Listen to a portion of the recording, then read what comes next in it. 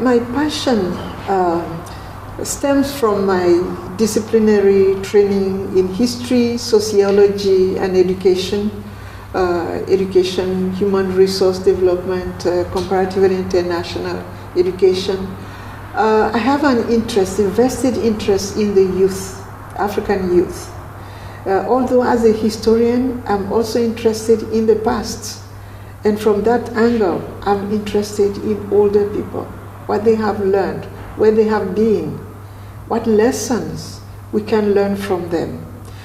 For instance, 2 years ago, we went to Zambia to hold the annual conference of the Youth Bridge Foundation, the African Youth and Governance Annual Conference. Why did we select Zambia? It's because one of the surviving members of the great leaders of independence of the 1950s, 60s is still alive and very alert, Dr. Kenneth Kaunda. So we went for the African youth to meet with him. So the past and the future meet at the present. So this really is a metaphor for what really gives me passion, is to be able to look into the future, but learning from the past.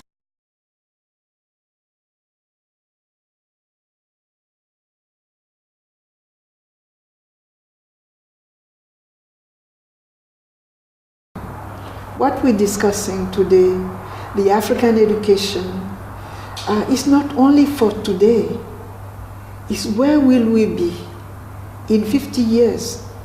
And leadership in Africa or elsewhere should encompass that ability not to think of our own life cycle.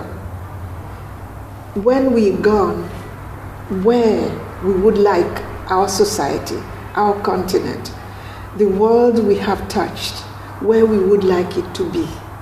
So that's what education is about. Thinking of African education 50 years from now, giving an opportunity to the African youth 20 years from now by providing them a more African-centered education.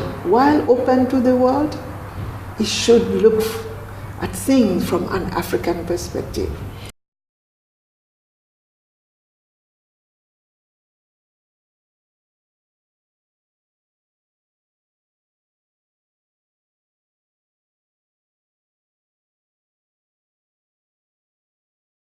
We have a responsibility.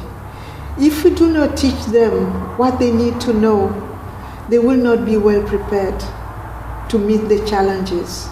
If we still, directly or indirectly, through the curriculum in our universities, through the teaching, the relevance of the research, if directly or indirectly we're reproducing the colonial model, well, we will not do a service to Africa.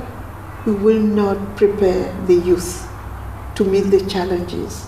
So we need to take our responsibility as the ones who are in charge now, work with this youth to better prepare the youth, male, female, the entire African society, so that they will be better prepared with, the technology that we all know is evolving.